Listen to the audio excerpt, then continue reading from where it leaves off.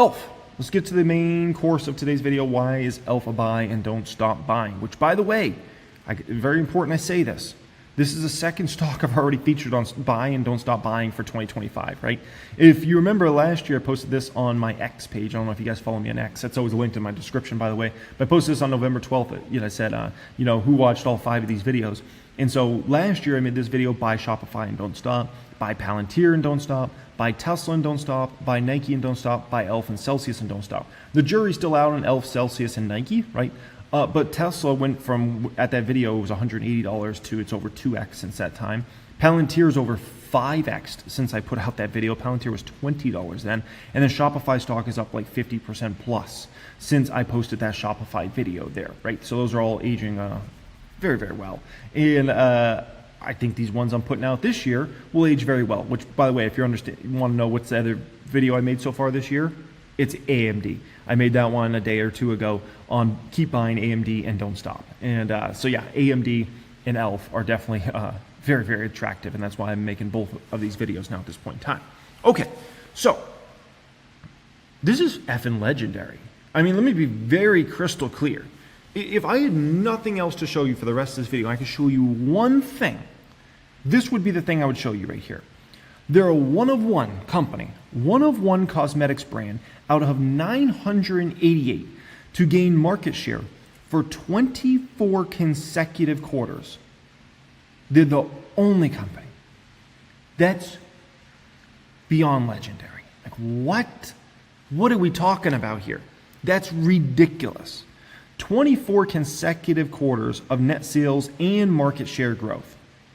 Incredible what this company's doing. Incredible. By the way, revenue beat what analysts were expecting for the company, and net sales growth of 31% year over year. And they grew market share, by the way, 220 basis points.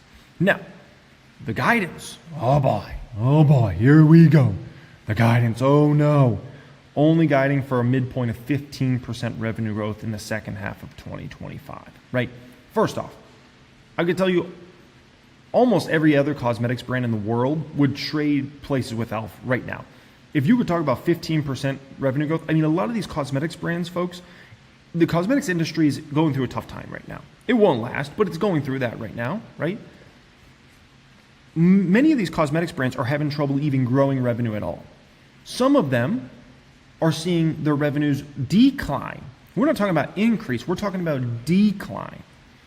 So when Elf puts out a second half forecast of 15% growth at the midpoint, which, keep in mind, Elf has a history of coming in and beating their revenue. So if this is anything like Elf has been for the last many years, their growth is probably going to come in better than 15%. It might come in at 18%, 20%, 25%, something like that, right?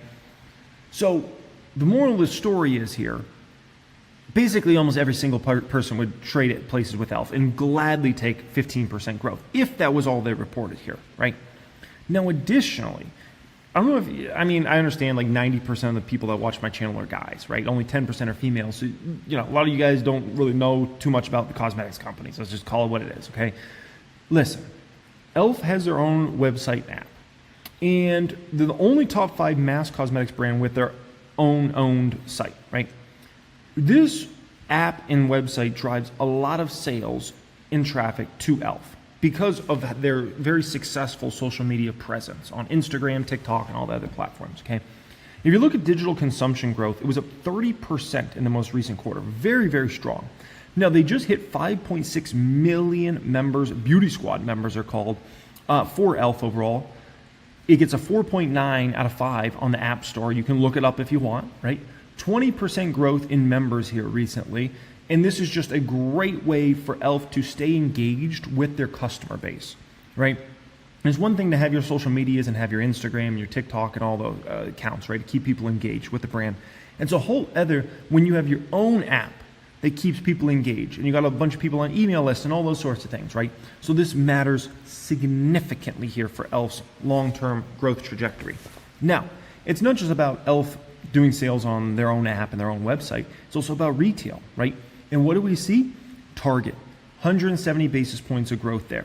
Walmart up to the number 2 brand in Walmart now at this point in time from the number 4 brand. So guess who you want to be really successful with? You want to, if you're Elf, how do you want to play this game? You want to have your own products that are on your own app and website be very successful. Additionally, you want to be in Walmart and Target, putting up big numbers. Who wouldn't want to be in Target? And everybody shops at Walmart or Target pretty much, or Amazon, right? So you want to be Amazon, Target, Walmart, boom. And then everything else after that is whipped cream and cherries on top of the drink, right? Which brings me to Dollar General. Now, they just started recently here in some Dollar General stores. And from what I hear, they're supposed to expand into a bunch more Dollar General stores in the spring. Now, you might think, big deal, Dollar General. What's the big deal here, right? Keep in mind, Dollar General focuses a lot of their stores where populations are like 20,000 or less. So they'll be in a lot of small towns and things like that, right? You might think, here's a question for you, trivia question for everybody watching this right now, and I'm about to give you the answer. How many Dollar General stores are in the United States of America? I would say a lot of you guys will probably guess you're probably like, there's probably quite a few, maybe like 1,000, right? Some of you guys may be like, no, it's probably more than that, maybe like 2,000 Dollar Generals, right? Some of you guys might be thinking, I think there's even more, maybe 3,000 Dollar Generals, right? That's a lot. Think about 3,000 stores, that's a lot of flipping flapjack in stores, right? 20,000. There's 20,000 Dollar Generals in the United States. So you look at an opportunity like this and you're kind of, at first you're like, big deal, like Dollar General? And it's like, okay, imagine if they get into every Dollar General. And you might say, well, is that realistic? Why would it not be? Why would it not be realistic for them to get into every Dollar General? They clearly put up numbers. Put up ridiculous numbers. Target, Walmart, Amazon, doesn't matter where you look. So to see them getting in all 20,000 Dollar General stores, I don't think it's a stretch. And that just increases their TAM massively there, right? To actually capitalize on that. Now, they are also the number one most productive brand. They posted this. Number one most productive brand in Target, Walmart, and Ulta, and other brands, other retailers as well. Now, what does that mean? It's just a fancy way of saying the product moves. Elf's products don't just sit there on the shelf and collect dust like other brands do. When Elf product hits the shelves, it moves. It sells very well. The sell-through is extremely strong, which is why they're the number one most productive brand. So understand that, understand that, understand that. Huge for this company, right? Now, additionally, the skincare segment is such a big long-term opportunity for Elf. According to Nielsen, who tracks all this channel data, Elf is they're the company that tracks all this. And if you own any energy drink companies like Celsius or Monster or many companies over time, you'll hear them talk about Nielsen numbers, right? Nielsen has them now being the number 10 player in skincare from the number 25 player, right? That's huge. And the reason this is so huge is because skincare is something that people do on a daily, everyday basis, right? Cosmetics, getting your face all done up and things like that. Sometimes that's not every day, right? If you're somebody that wears cosmetics, you're a woman that wears cosmetics, right? You might get all dolled up and use a bunch of cosmetics products, maybe 3 days a week, maybe 5 days a week, right? Some do 7 days a week, but not everybody. It might be 2, 3, 4, 5 days a week, right? Skincare, people do that every single day. Now, the other huge thing is skincare is not just women. I do skincare. I'm on a skincare routine. My wife put me on that once I turned 30. She said, boy, you're not going to look like a raisin. Oh, no, not for me. You're going to look fine, boy. And I said, yes, ma'am. Yes, ma'am. And so even I'm on a skincare routine. And I regularly wear Elf, different, skincare products. Honest, I use a lot of their skincare related products, right, to moisturize your face, especially out here in the desert where it's dry as heck. It's dry as a bone out here in the desert. I live in Vegas, baby, okay? There's no moisture out here, so you need to get some moisture on your skin. And so skincare is a long-term massive opportunity and short-term massive opportunity for Elf because we're talking about something that people use on a daily basis, right?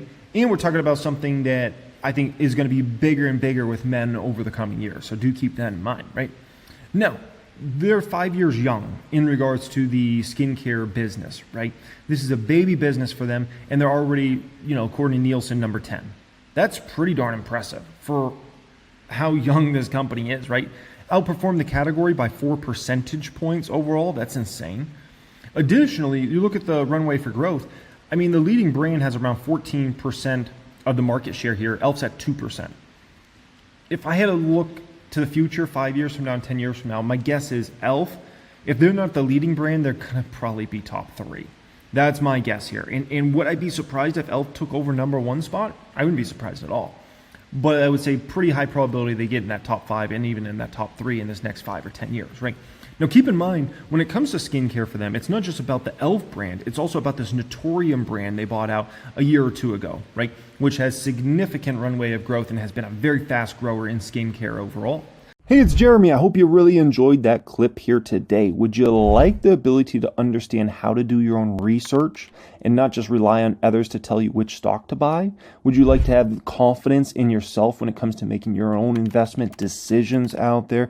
If you're going to be able to do that, you got to have full understanding of everything you need to look for in stocks, how you can decipher whether a stock is a buy, not a buy, all those sorts of things. That's where my private group comes in to help. The description area down there will have a link to apply to join my private group. We've taken over 1,000 people over time and been able to teach those folks exactly what to look for in companies, how to research companies, how to understand financial statements, understand all the different metrics so you can make judgments on companies. And we've been able to have so many people, an incredible amount of people, hit 6 figures plus in their portfolios, 7 figures plus, even some hitting 8 figures plus in their portfolios over time. So if you're looking to take your game up to the next level and play this on a much higher level, apply for my private group. Once again, the link is in the description area.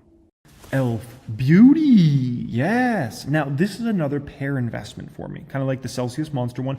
The difference is with this one, I kind of want to do a little bit more of like $1 toward this stock, $1 toward this other stock, the other stock being Estee Lauder, EL. Now both of these stocks are beaten down heavily. Elf's been kind of beaten down recently. It's more of like the last 10 months of beat down. Estee Lauder has been beaten down for the last 3 years. Okay, so we got to understand there's a difference in kind of how long the beat downs have been. Now, the thing you got to understand is I love this as a pair investment because I get Elf, which has incredible growth. Elf is all about market share and growth, right? And it's all about super affordable to the masses. Elf sells in Target. Elf sells in Walmart. Elf sells on Amazon.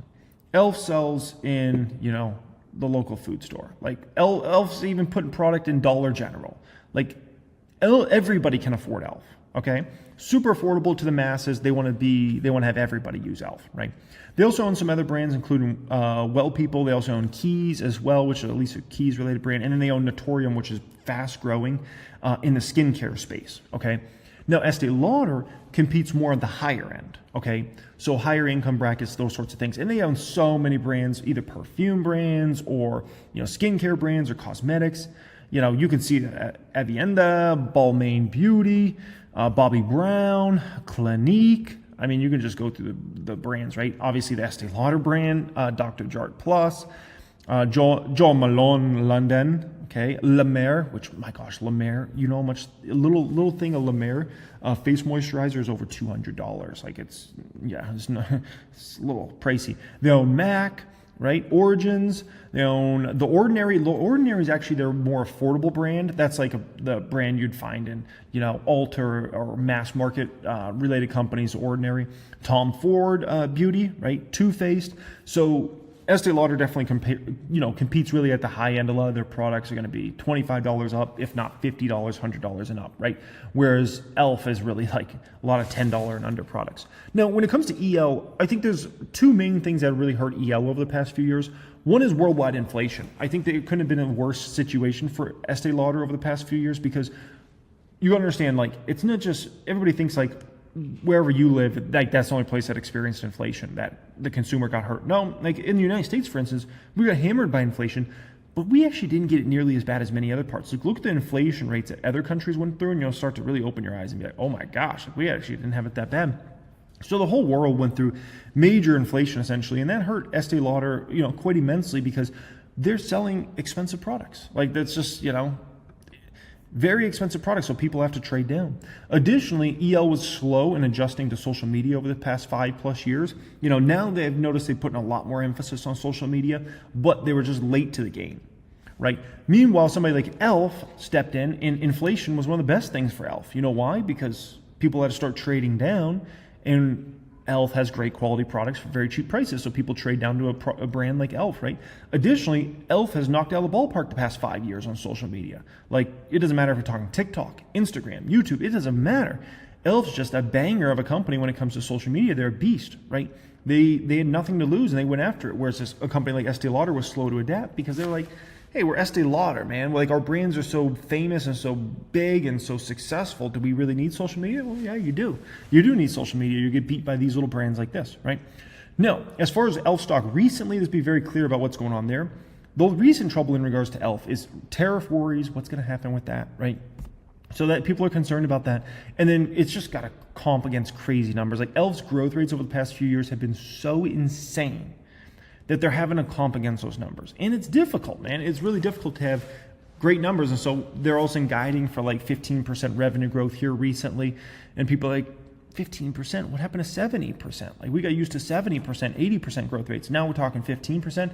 And so there's a whole adjustment cycle that has to happen with a stock like Elf Beauty in regards to that, right? Now, in regards to Elf, also, I put together a really in-depth video, 30-minute video on Elf a few days ago called Keep Buying Elf Stock and Don't Stop. So if you want to hear me talk much more in depth, that's when the stock was $67, definitely check out that video. And remember, I've been an Elf shareholder since like 2019. So I know this company inside and out, like the back of my hand. Do keep that in mind, okay? It's not like this is just some random stock I'm talking about. No. I know this company very, very darn well, okay?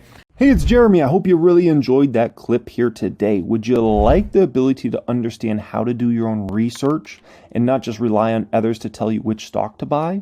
Would you like to have confidence in yourself when it comes to making your own investment decisions out there?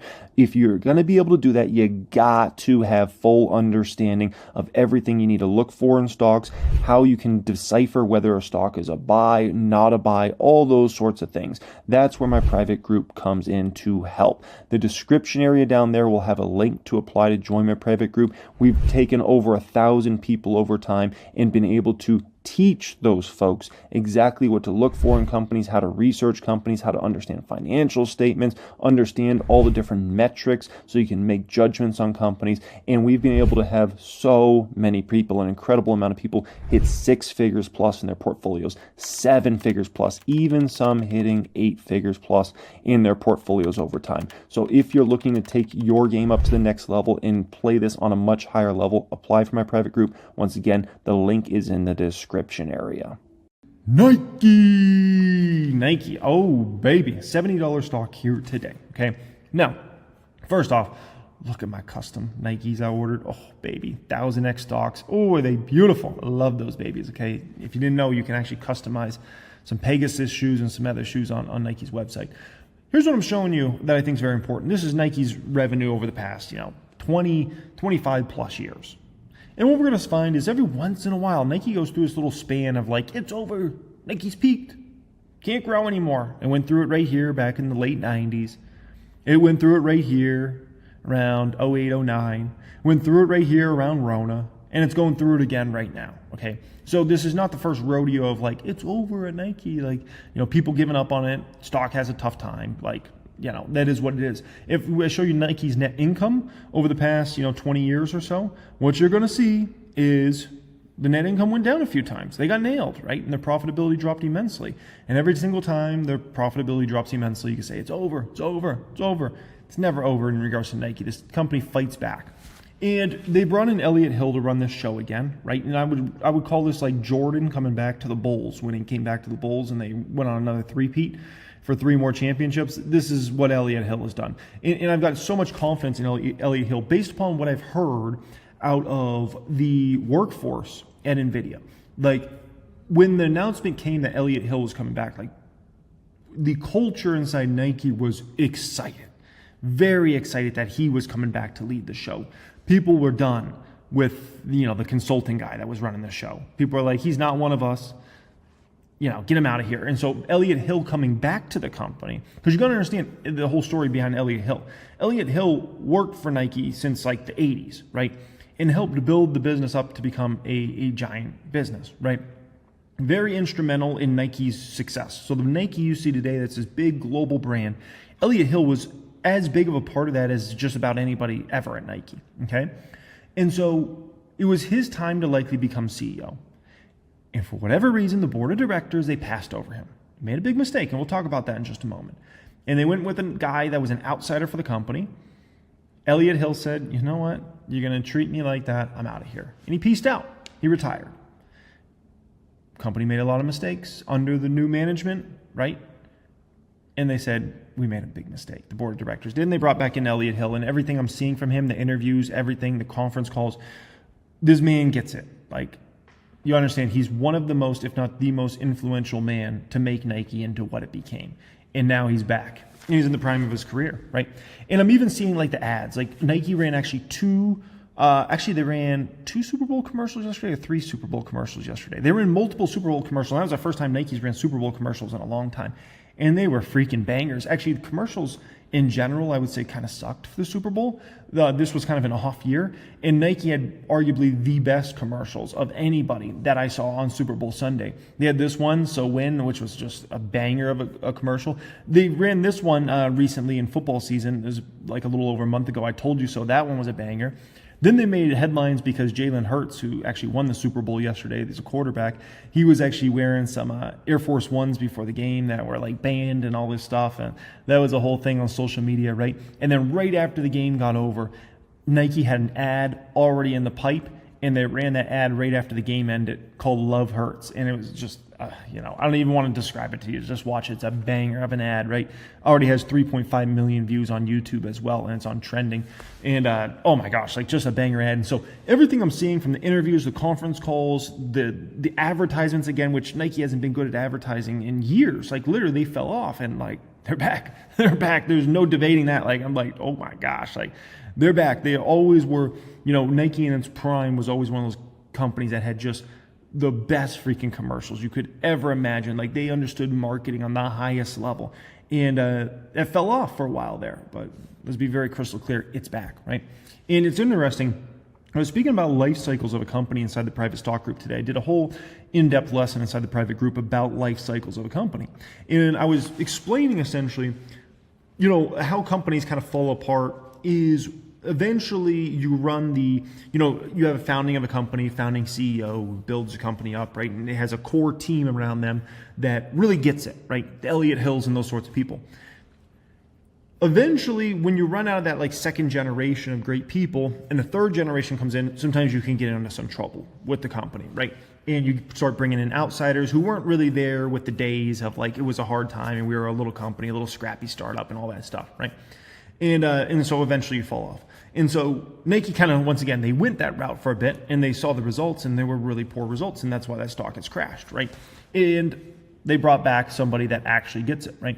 And so it's interesting. Phil Knight pulled a Steve Jobs, actually.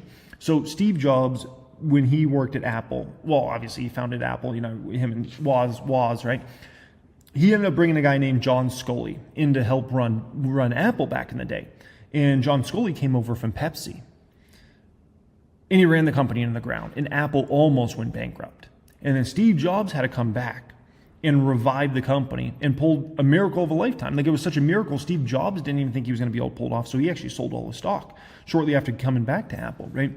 And Phil Knight and Mark Parker, they made a really bad decision as board of directors, man. And I think they learned their lesson. I think they really learned their lesson. But they're not the first guys to pull a mistake like this. The good news is, in regards to this situation, it didn't get so ugly like Apple got ugly, right? Apple, it got so ugly that literally the company was getting close to bankruptcy, right? And a lot of people thought it was going to go bankrupt. The great news for Nike is Nike's winning.